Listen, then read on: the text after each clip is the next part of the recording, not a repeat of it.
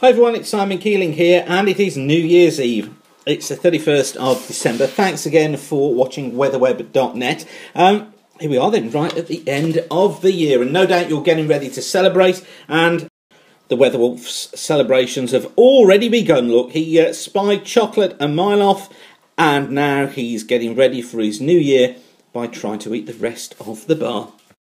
He can sniff out cold temperatures, he can sniff out warm temperatures, and boy can he sniff out chocolate. And Happy New Year to you, whatever you're doing, from me and from the Weatherwolf. Right, end of the year, time to take a quick look at temperatures. We haven't done it for some time, so I thought it's a good idea just to take a review of this before we look at tomorrow's weather and the next storm system that's coming in. This is the mean CET temperature, Central England temperature, from the Met Office. They keep a daily total of the Central England temperature series, and this is the anomalies running from 1772 right the way through until yesterday. And you notice here how during the early stage we've got the anomalies down here below normal, but then you see how from 1930s onwards we see this increase, then a decrease takes place here between about 1950, well the middle of the 1950s, up until the early part of the 80s, and then this sharp increase. Look, this is our famous global warming hockey stick effect here that takes place from sort of here onwards. We see this sharp rise taking place through the late 80s, 90s, and then during the 2000s, look at this sharp downward trend that's been taking place. This is, of course, causing all the controversy at the moment because we simply haven't seen continued warming. It looks as if, for some reason, the atmosphere has got over this sort of warming stage, and we're seeing one of these downward cycles again. And that's not making any comment about anthropogenic global warming, but the facts are basically there, aren't they? That temperatures haven't consistently risen, they've stayed stable, and in fact have fallen steadily during recent years. Now, if we look across the globe as a whole, this is looking at the various different seasons. So this is summer, this is the annual, and this is winter. So again, what we're looking at here are mean temperatures, and going all the way back here, reconstructed temperature series back to 1655, and you can see here how we could kind of draw a line through here and then a slight increase here as we get into the 1950s period for the summer, and also winter. You can just about make a trend upwards there, certainly in the later periods here of rising winter temperature, of rising annual temperature, sorry, I should say. And then through the winter period here, look, again, you can make the case for a rise in temperature, particularly during this latter stage. So when we look back several hundred years, right the way up to the present day, you can see that we've seen that increase in temperatures. But on each one of these, if we just zoom in and we'll take the winter series as an example there, look, you see that downward trend in the mean temperature once again. So looking at it as a whole, there's definitely a rise there, but looking at the short term, we've got one of these downward trends taking place. But of course, you can see here, these downward trends do take place. So, as I say, this isn't a statement on global warming. I'm just showing you exactly what global temperatures are doing at the moment. I think it's important that we just deal with the facts. And then these are temperature anomalies. We've got the northern hemisphere in the north here, we've got the tropics, and we've got the southern hemisphere down to the south here. These going back to 1979 from satellite measurements. So we're zooming in on that final section of the chart again. And again, you see here this rise in temperature, but there is no doubt that we've seen this kind of levelling off there across the northern hemisphere. Across the tropics, really not a great deal of change. Across the southern hemisphere, again, we saw that rise in temperature, but it's stabilised out in here.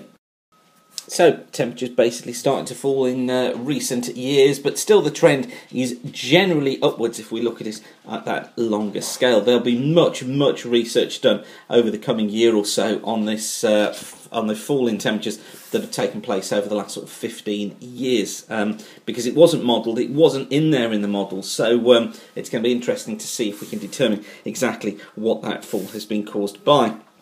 Of course, CO2 continues to rise. It causes other problems such as acidification of the oceans, and that's one of the problems, you know, where we could actually be looking that temperature isn't the real problem. It's the knock-on effect of the impact of putting more CO2 out there into the atmosphere that could be the real problem, along with, of course, other chemicals that we pump into the atmosphere. But anyway, Let's get back to the shorter term because, of course, we're heading into New Year's Day tomorrow. By the way, New Year's Eve looks as if it is going to be generally dry for most, just a few showers in the west. But this is 6 o'clock on New Year's Eve, so 6 o'clock tomorrow morning. It's this area of low pressure I want to concentrate on down here. Already we've got rain moving into Southern Ireland, southwestern parts of England. 3 hours later, 9 o'clock in the morning, the low is here across Southern Ireland. Heavy periods of rain coming into Southern Ireland, Wales and southwest England. Gales moving in too. But a fine start across Scotland. But by 3 o'clock in the afternoon, low pressure is across central Ireland. We've got an area of rain in here, some heavy bursts of rain, but really strong winds. We're seeing gusts of 50 miles an hour inland, up to 70 miles an hour on the coast here, across western Wales, southern parts of England as well. And as that low continues to track its way northwards, this is the position for tomorrow evening. Still heavy bursts of rain, further bursts of heavy rain coming across the southeast of the country and staying with gales across much of southern and eastern England. The rain then arriving in southern Scotland. And by 9 o'clock in the evening, we've got low pressure here and here. You see the strong winds across all parts of England and also Wales. Rain across Scotland here, most of it clearing away from the southeast by then, but some really heavy blustery showers coming back into western and northern parts of Wales. Now, it's this area here that I think we need to just look for the strongest winds tomorrow evening, probably getting back up to 70 miles an hour once again. Of course, I'll keep you updated right the way through here at WeatherWeb, and you can follow us on Twitter at WXWeb, so that's at WXWeb, and we give you as many updates as we can through the day on there. This is the rainfall totals, because with the amount of rainfall that's going to fall, the amount that's already fallen, I think we are going to be seeing some flooding. This is total rainfall to the close of play tomorrow.